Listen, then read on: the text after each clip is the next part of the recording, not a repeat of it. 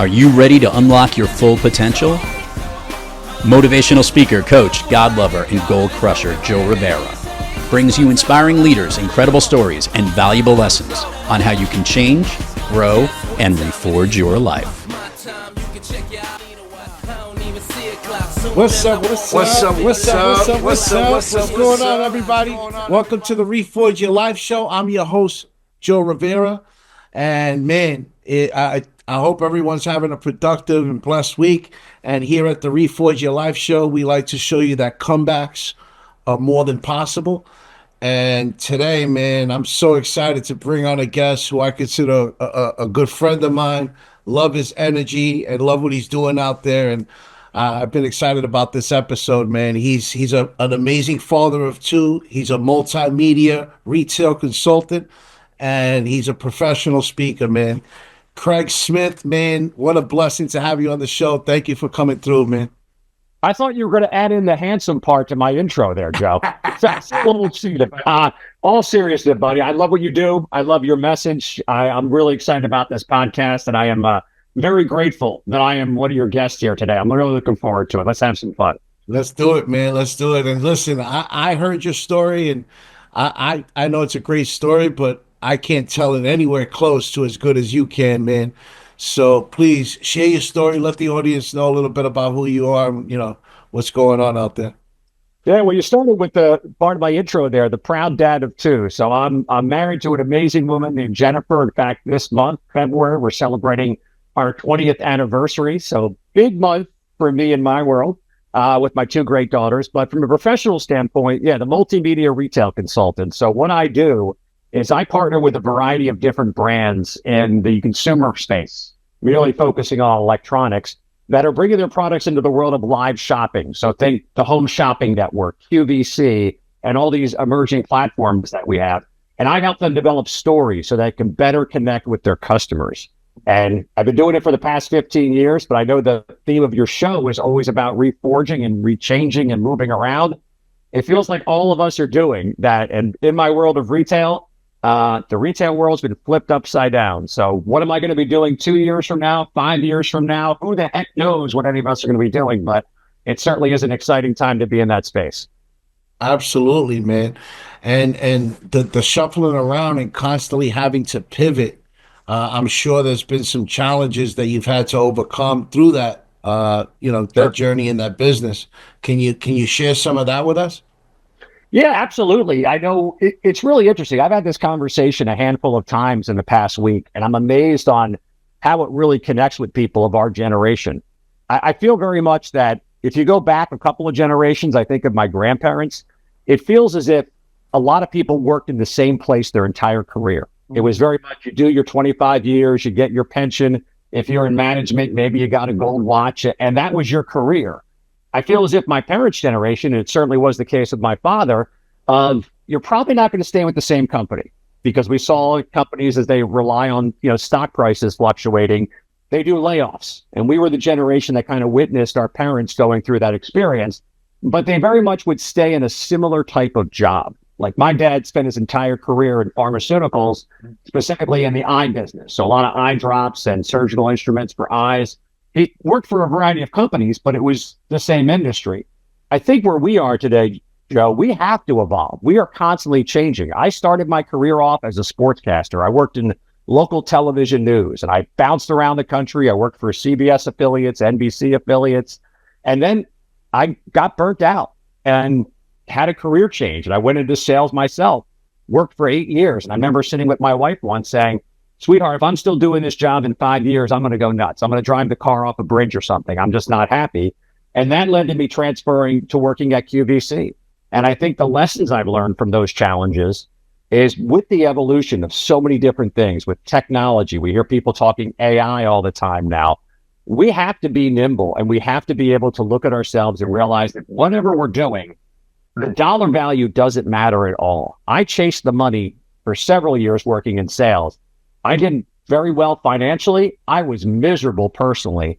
And I made career shifts and have continued to make changes now based more on what's fulfilling for me, what the gifts that I have, how can I share those with others and have an impact in a positive way on them? And if I'm not doing that, and I'm just doing a job for a paycheck, I'm going to be miserable. And once I kind of learned that lesson, I've had a much more fruitful career and better choices throughout my life.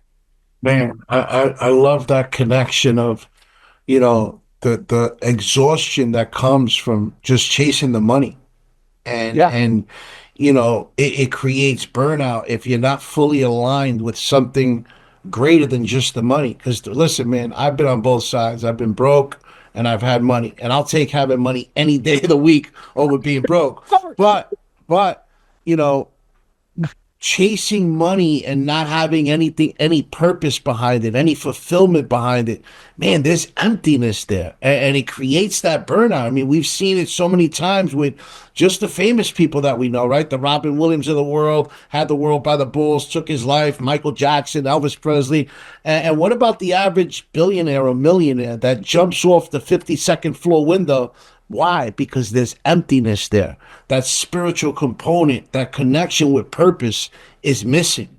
So, you spoke about being able to find that. And prior to that, there was burnout. What did the burnout look like for you? Anger, just a lot of boredom, a lot of questioning myself and what the heck am I doing? That's the big challenge. And I think that's why we see a lot of, people challenged with drug and alcohol abuse. We see a lot of psychological challenges that people go through. It's because you're not finding that fulfillment. I mean, I'm not a psychologist. I'm not a therapist of any type. I can only speak from my own experience, but I've noticed that when I worked in sales specifically, I was bored out of my mind and I was wasting so much time and I wasn't fulfilled. I wasn't happy. And I've heard your story multiple times, Joe. It's absolutely beautiful what you do and the challenges you've gone through. But there is no dollar amount. You touched on it a little bit. Some of the most miserable people I know. I grew up in a very nice, easy suburban area. Very safe to ride your bike around. Nice little cul-de-sacs. We could run around all night. There wasn't much fear of anything. And I know a handful of kids from my old town that inherited outrageous wealth. They got all the money in the world. Their personal lives are a total wreck. And it's so easy to look at it and say, oh man, this guy's got 3 houses. This guy's got a place at the Jersey Shore. It's unbelievable to see his new car, but divorced a couple of times, no relationship with his children, spending his nights at a bar where you're chasing after something, thinking you're going to find it in a bottle. And that's great. You got all those material things, but there is no number that is ever going to make anybody happy. You look at the wealthiest people in the world. If they're still chasing after that next dollar, they can flaunt all their wealth. But at the end of the day, I don't believe that they're legitimately happy with what they're doing. Yeah, man. Money doesn't buy happiness. That saying is so real. And I think people have to learn to realize that, it's not about how much money you make. It's about the happiness that you create in your life, the abundance that you're able to create. And if you're able to create that wealth emotionally, financially, and spiritually, that's where the fulfillment is, right? And you mentioned that, the challenges that you've had to overcome. So what did it look like as far as overcoming those challenges before you connected those dots? What tools were you building in your toolbox in order to be able to overcome those challenges? Yeah, the biggest thing for me that I've noticed, and I've been going through some of this more recently as well, it's kind of what led us to connect in the professional speaking world, the ability to be vulnerable and to network. And for me, much of what you were both professional speakers. When I talk about building stories, that's really my topic.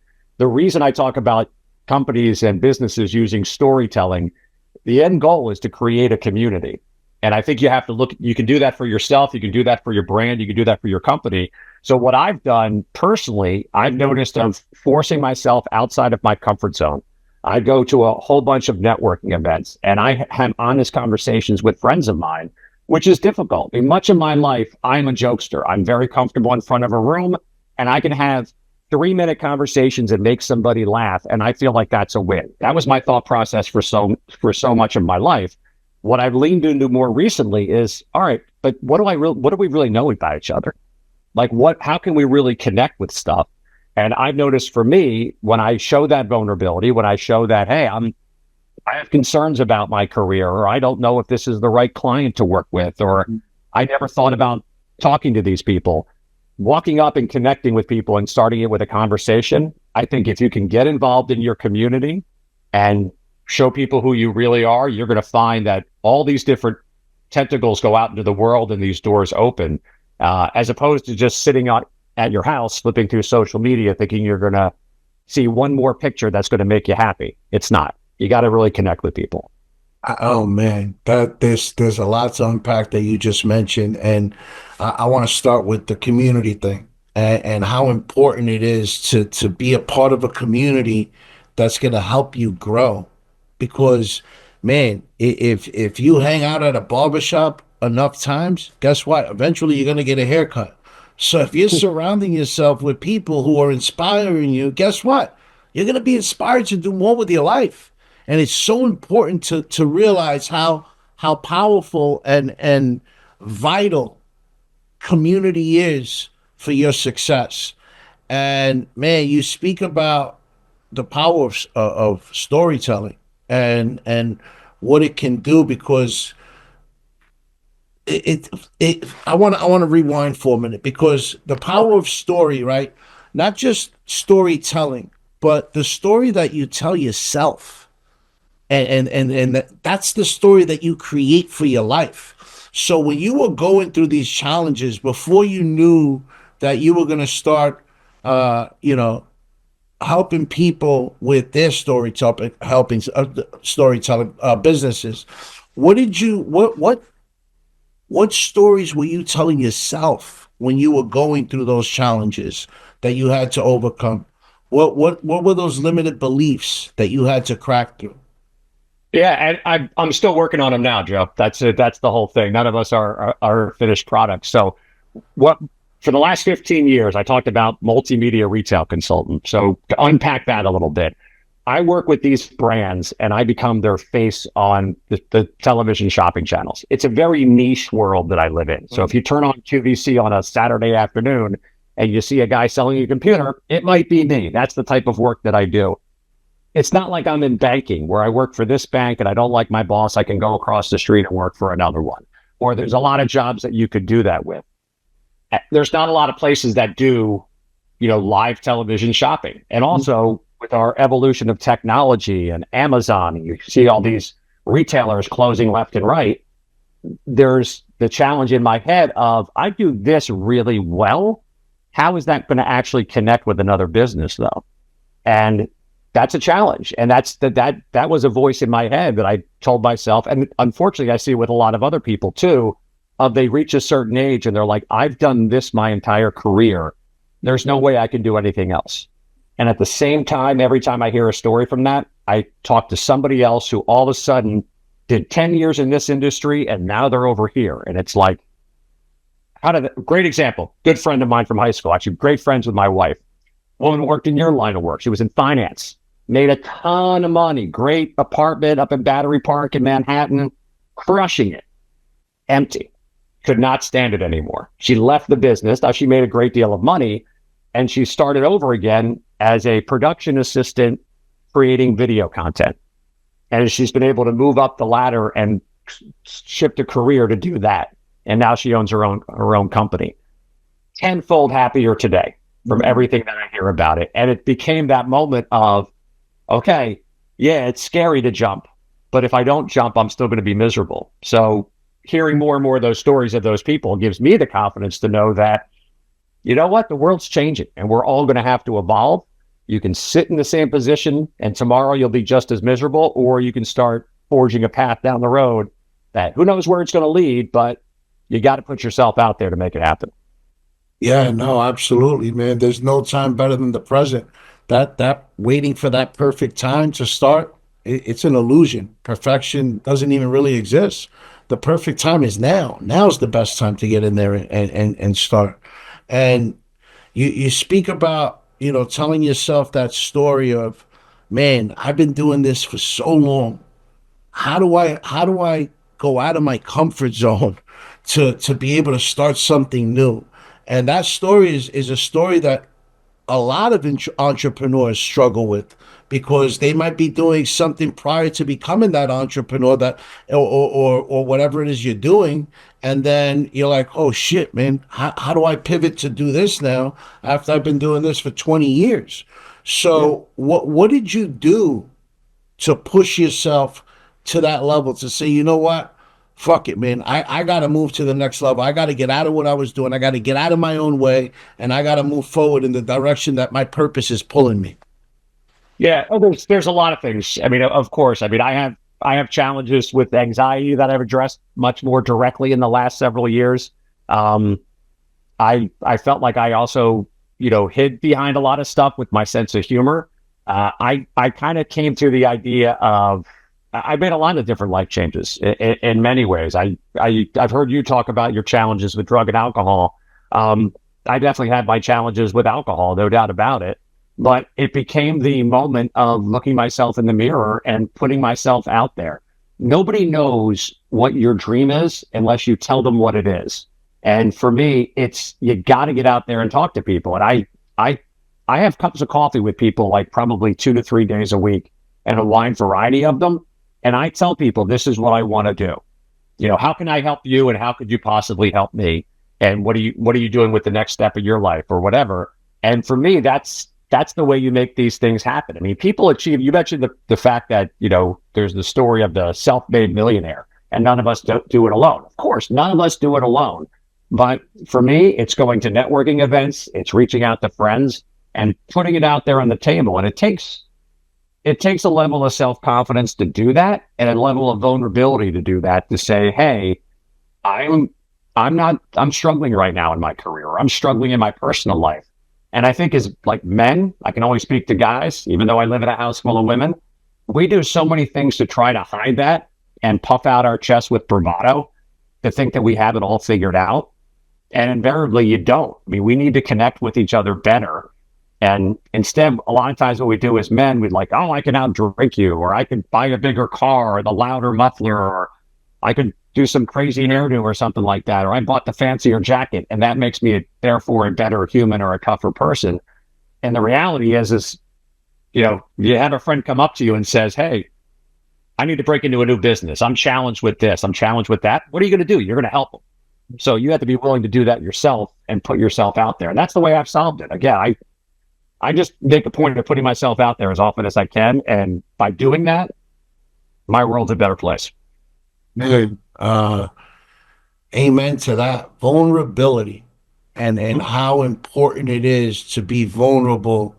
And when you're in that vulnerable place, right, of admitting that you're struggling with something, and also raising your hand and saying, you know what, I need help with this. I can't do this shit alone. Right. Mm-hmm. So it takes a lot of vulnerability and removing the ego to be able to do that, because that's a struggle that a lot of people have. And it's not just, I mean, it's men, and there's women out there who struggle with it, right? Of being able to say, you know what, I'm going to admit that I need help on this, because the ego gets in the way of, I could do this all by myself, and I don't need no help from nobody, or that fear of what other people are going to think is another thing that steps in the way. And when you're being vulnerable, you're removing that ego, you're removing that fear, so congratulations to you on being aware of that and doing that, because it's not an easy thing to do. And also, to make that change, right? You didn't just make a change in your career, you made a change in your belief system. You made a change in peeling that onion back and taking stock of who you were. You said you had to look in the mirror and realize that, shit, I got to make a change. Yeah, and the other thing that's interesting is you're not going to get everybody who's going to be of the same mindset or the same stage of their life as you. So yeah, you're going to start some of these conversations with people, and they may make a sarcastic, joking remark. Maybe not intention, to be nasty to you or something like that. You're going to get people that don't get it. And of course, that can lead to that moment of embarrassment of, I don't have it figured out. I had this belief system in my head of when I was like a little kid, everybody in my neighborhood, I thought had life figured out. I thought my parents had the answers to everything. Like I had this belief that you hit 35, 40 years old and all of a sudden it's, oh, I'm in this slot and everything from that point is going to be easy. Wildly inaccurate, obviously. And I don't know why I thought that, but I did. So when you do go up to some of these people, the reaction could be kind of like, ooh, I don't know how to help Joe. I don't know what to do. Okay, I look a little foolish. I don't have life figured out. If you want to make fun of me for that, you can, but that's not going to stop me from reaching out to the next person or the next person. And again, it goes back to if you want to change your life, you got to start doing things different. If you're not happy where you are, you got to change. And if you don't, you'll be in the same place tomorrow and the same place the day after that. You start to make a change, you start going down a path and you figure it out and your life gets better.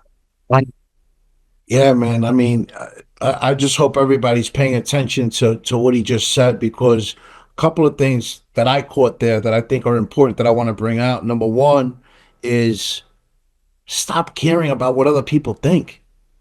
Because guess what? They 9 times out of 10, they don't care what you think either. You know what I mean? So you're worrying about what somebody else is thinking about you, where their thought about you doesn't really matter, because what you think about yourself is what matters. You know, you can't worry about what other people are thinking about you and who's going to like you, who's not going to like you. Guess what? Everybody's not going to fucking like you anyway. You know what I mean? You're not going to click with everyone. There's going to be people out there that are going to be a part of your circle. And those are the people that you accept. Those are the people that you bring in. But no matter what, you can't worry about what somebody else is thinking about you. And the other thing is also that I think is really powerful is you got to remember that the people out there, that even some people that you love, they're going to be dream stompers without realizing, because they're not going to understand what your purpose is. They're not going to understand what it is you're doing. It might not make sense to them, and that's okay. And oftentimes, Joe, that's their own insecurity speaking, because we all have these ideas of we slot people in different positions. We all do it. We shouldn't do it, but it's naturally we think of this person as the high achiever, or that person is, because they were a jock in high school, therefore they're always the jock personality. And it's completely not, it's all in this space right here between our temples. And and it's also a generational thing where oftentimes, and I've heard this from friends of mine that have been successful, where they've shared with me, their parents told them, you should do this because this is the safest route. We hear that a lot of times with like kids of physicians or family members, that the thought was, oh, you're going to go into the clergy or you're going to become a rabbi because that's what the family does. And you're doing something completely different because their thought process is different for you, but that just takes up space in your head. You got to let that go and say, all right, what's the best thing for me? And yeah, you got to step away from those people, and maybe not 100% step away, but step away from the thought process of, it's Tuesday afternoon, I'm at my desk, I'm working towards my goal. Why am I thinking about something my cousin said 3 weeks ago? That's all in my head. My cousin made a smart ass remark to me, and therefore it's still in my head 3 weeks later. Why is it taking up space in my head? How is that making me better? I need to focus on chasing my dream and not let somebody else's thoughts drag me down or push me into something I don't want to do. Wow, man, that is so powerful, so real, because the who and what you allowed into your headspace shapes and creates your destiny. It really does, because anyone who has any type of a toxic behavior, that catabolic draining energy, you got to remove them from your life.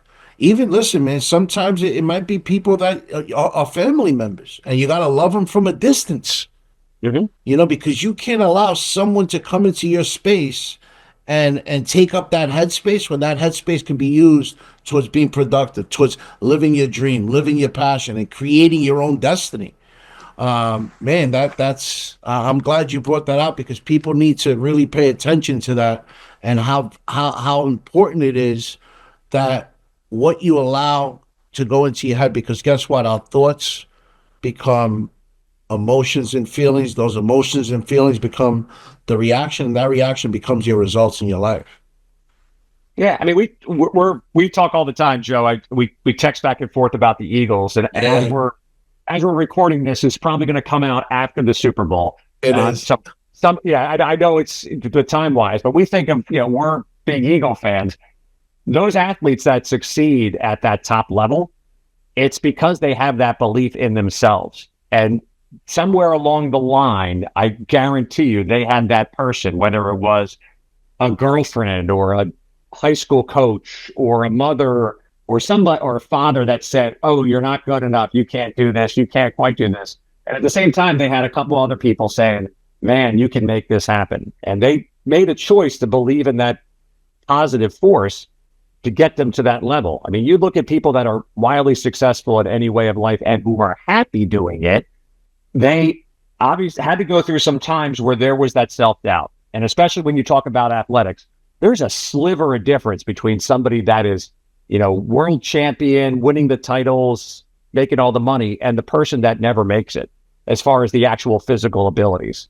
So much of it's right upside in their head, and that's that belief and that willingness to work to make it happen. And I think that's how you get the success. If you find those people, you give yourself those what can I do today to get better, as opposed to, oh, this sucks, I'm never going to make it. We all have our imposters in there, but you got to find a way to squash them and quiet them and move forward. Absolutely, man. If you look, like you mentioned, just those athletes, I think that the highest performing athletes will tell you that 80 to 90% of it is mindset, without a doubt. And it goes for the most successful people in the world also will tell you that mindset is everything when it comes to success, because it all starts here. This is the most powerful tool that we were blessed with. And once you realize how powerful your mind is and how it can shape your destiny, oh man, you become unstoppable at that point. Yeah. So I'm curious, you went through these challenges of the stories you were telling yourself and creating that change in your life to make that shift, to pivot. What was some of the core values that you built once you uncovered some of those limited beliefs, and that you go back to now to be able to help you when times get rough and challenges come our way? Because guess what, man, life's full of curveballs. We're gonna get put to our knees quite a few times, and we got to learn how to be able to hit those curveballs out of the ballpark. So what are some core values that you hold on to hit it out of the ballpark? Let's not talk about baseball because you're a Phillies fan. Yeah. And also couldn't hit a curveball either. That was a different problem. I tried. For me, the big one is the authenticity aspect of things. And the willingness to accept people for who they are and move on with it. So I think of, when it comes to the authenticity, it's something that I focus on with my clients that I work in. It's one of the core values I talk about when creating a great story. If you create a great story that's authentic, you can connect with people, you can build communities, you can connect with communities. If you lack the authenticity, in time, it's going to come back and bite you in the butt. And I think the ability to have that authenticity and that, thinking about the word I want to choose here, but just that, it's slipping my mind here for a second, but sticking with your own personal ethics as well. I think one of the challenges is talk about those roadblocks. I've worked with people over the years, I'm sure you have as well, that don't want to follow what's best it's only best for themselves. They don't have that ethic of looking out for other people and having that authenticity to stick with who you are and what you believe in, and realizing that, okay, this may get them the win today. This may take them to the next step or to win the big prize, but how do you stay true to yourself and stay true to what you find to be ethically and morally right, and accept that may be the long road to success. It may not be the short road. I feel like I rambled there a little bit on that answer, but I hope I made some sense. No, it definitely made sense. Absolutely. Because for me, I realized I worked in television news for a while, and I saw people that would, you're bouncing all over the country, and people that would undercut the other person to try to get themselves ahead. Saw that in the sales world as well. But I realized that I got to stay true and authentic to who I am. Sure, I could bend the rules and cheat the rules and maybe get ahead and win the next thing. But at the end of the day, that's not what's going to make me a better person and take me down that right path. So to be willing to stay in my comfort zone of who I am as far as ethically and morally and move forward with that, I realized that pretty early on that no, I don't want to cheat and bend the rules to get ahead. I'd rather be a happy human than lying, cheating, and stealing to get to the next big thing. Because all of a sudden there's going to be another next big thing and another next big thing, and you're going down a bad path. Yeah, man. I mean, man, to talk about how important that is, right? Because when you're someone's chasing that money, that money becomes like, almost like their higher power at that point, right? Because that greed kicks in and that's all they're thinking about. And it's impossible to stay authentic to who you truly are when you're living that lifestyle. That's not a way to live life, right? Yeah. And once you start being authentic to yourself and you start staying true to who you are and living by your morals. I mean, we're talking about core values here, right? So you're living by those core values that you create for yourself. Man, the doors that really start opening and the mountains that start getting moved. Because guess what? If you're not authentic and true to yourself, how are you going to be true to the people in your business? How are you going to be true to your family? How are you going to be true to anyone out there if you can't be true to yourself? You got it's vital. Yeah, and one of the things I just kind of tying into this whole theme as well with my career. One of the things I enjoy doing is teaching and sharing, and to me that brings me a whole world of joy. So in addition to the clients I work with people to train them to speak in front of a room. I do a lot of media training for people that go on television and do. I'm working with a woman right now who's hosting a podcast and she's brand new to it.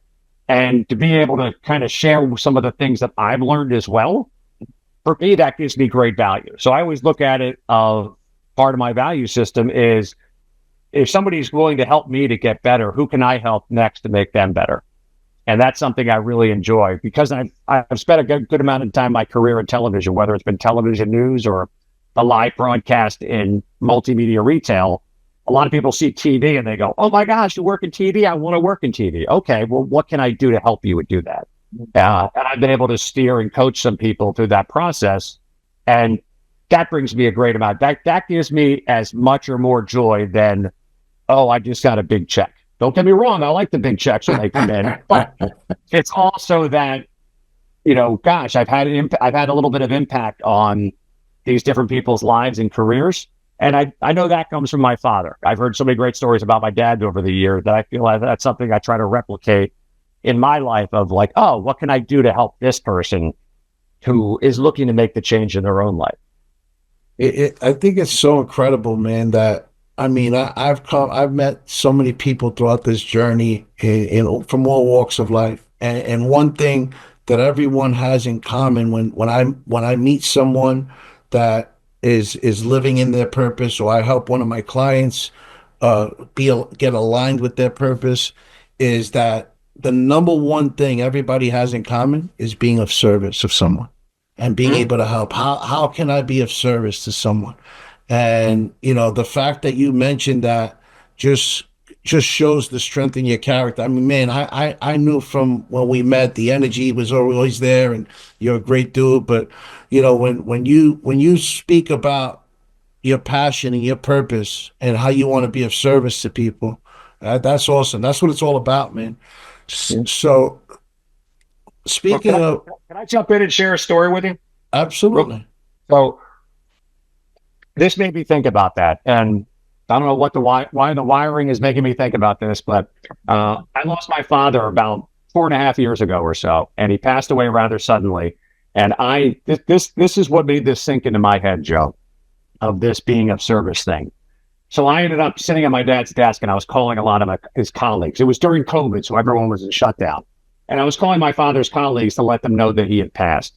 And there was a period of time, my dad was the vice president of sales for this company for the eastern half of the U.S. And there was a guy who was the vice president of sales on the West Coast. And they stayed in touch. And I called this guy and I let him know my father passed, and he shared his condolences. And he said, I owe your father big, because there was a time when they offered my dad the job to be the head of sales of this company. It would have meant for the family to move to Texas. And my dad turned it down. And he got shunned by the company. They demoted him, and they basically pushed him out the door. And when my dad turned it down, they reached out to this guy on the West Coast and offered him the job. And this is the story he's telling me. So he called my dad and said, "What do I do? This is a great amount of money. I should take the job." And my dad told him, he said, "Frank, you're from Southern California. You're married. You got 3 kids. 2 of your daughters are in high school. If you move to Texas, and while your daughters are in high school and they love the West Coast, how do you think they're going to respond?" And he said, "They're probably going to hate it, but I'll make a lot of money." And he said, "That's why I turned the job down. I didn't want to take my family to Texas." The guy didn't take the job. He ended up quitting the company. He spent the next 20 plus 30 years of his career doing whatever. And I call him decades later to tell him my father passes away. And he shares that story with me. He said it was the best decision I ever made. It was a decision about my family. It was a decision about my personal life. Everything in my bones told me to take the job, take the money, because that's what we're supposed to do. But my dad helped him make a better decision at life. And that story sticks with me. I get a little bit emotional sharing it with you right now. But I think about that when I have people reach out to me and ask me a question about what to do. And I think about, man, like my dad did this for so many people. If I can help some other people out along the road, and it has if I can have a minimum of that kind of impact on someone else's life, man, that's just gold. That's just absolute gold. Man, I love that. That's such an amazing story, man. And that's just everything we're talking about, right? How money doesn't buy happiness. Sometimes, and I bet you that person is better off now than he was all those years ago. And it shows. Helpful. Yeah. He lived a great life. He's retired. All of his family is still in Southern California. And before my father passed away, because I know this was a big career change for him, I didn't realize it at the time. I was like 10, 11 years old. But I remember asking him years later, probably about 10, 15 years ago, "Hey, Dad, did you ever think what would have happened if we had moved to Texas?" And he said, "Yeah, I probably would have retired with a lot of money, and I would have dropped dead of a heart attack in my early 60s. Look at that. Unbelievable. And he's like, "Yeah, I could have made all the money. I wouldn't be here." But I was like, wow, I just never thought of those things, because I think we're trained often in our society of climb the ladder, bigger, better, more money, bigger house, get the stuff, and we get caught up in just that BS of what life is all about. It's not about that. It's really not. I mean, there's nothing wrong with a lot of money and having the nice stuff, but how are you feeling inside? What's bringing you alive? Is what you're doing every day, is it aligned with your purpose? Is it aligned with what your creator put you on this earth to do? That's the question you got to ask yourself. And man, so speaking of purpose and coming alive, what makes you come alive? What wakes your spirit up? New and exciting challenges. And working with my clients to get them to the next level.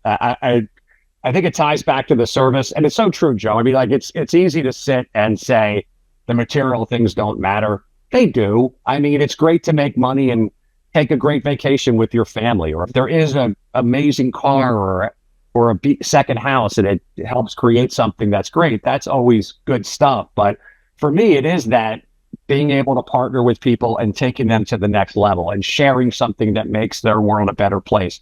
That's one of the things I love about speaking. I mean, the weird thing is I've been in this niche of, working in multimedia retail, and I just get caught up in my own little world that I don't realize that so much that we have in this world could have such a bigger impact on other people's businesses. Like, I'm not doing my own taxes. I'm not a master of accounting. I'm going to rely on an accountant for that. I don't know how to treat a medical condition, but other doctors do. But to know that I have some skills that I've developed, I have some talents that I could share with my clients and with other people in the world of speaking or in the world of consulting or whatever it is. And you see that, oh, wow, yeah, I could do that differently. And that could make me better. That could make my business better. That's what gets me jazzed up. Man, that's awesome, man. Talk about being aligned with who you truly are. Yeah, I'll jump in with another quick story too. But I worked with a guy a couple months ago. He's a chemist and he developed a beauty brand. Now, I don't know anything about beauty. I think it's kind of obvious if you're looking at the video of this. But this guy has brilliant when it comes to creating the chemical compound for a beauty product. He was so scared to death to go on television and actually present it in front of a television audience. And he was just awkward. He just didn't have experience with it. And I spent a day with him and worked on it. And I went into the studio with him before he had his broadcast, gave him some decent tips. And he was like a 180 as far as his personality was. He connected with the other person on the broadcast that he was with. He connected with the audience back at home. And his business has done exceptionally well because of it. And again, showing that grace, he came over to me afterwards, gave me the firmest handshake, gave me a hug, and was just like, oh my gosh, my eyes are open. I totally see what you were talking about. I get it. And for me, that was amazing because I saw this guy that he was here, and then I saw it start to click in his brain that I had something I could share to make his business, to make his life better.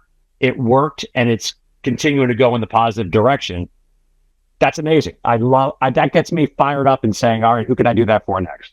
Absolutely, man. That's beautiful. That's what it's all about. That's what it's supposed to sound like. Everybody listening, that's what it sounds like when you find your purpose, when you know that you're aligned with what you were meant to do. Speaking of that, please share with everybody now what it is that you're doing and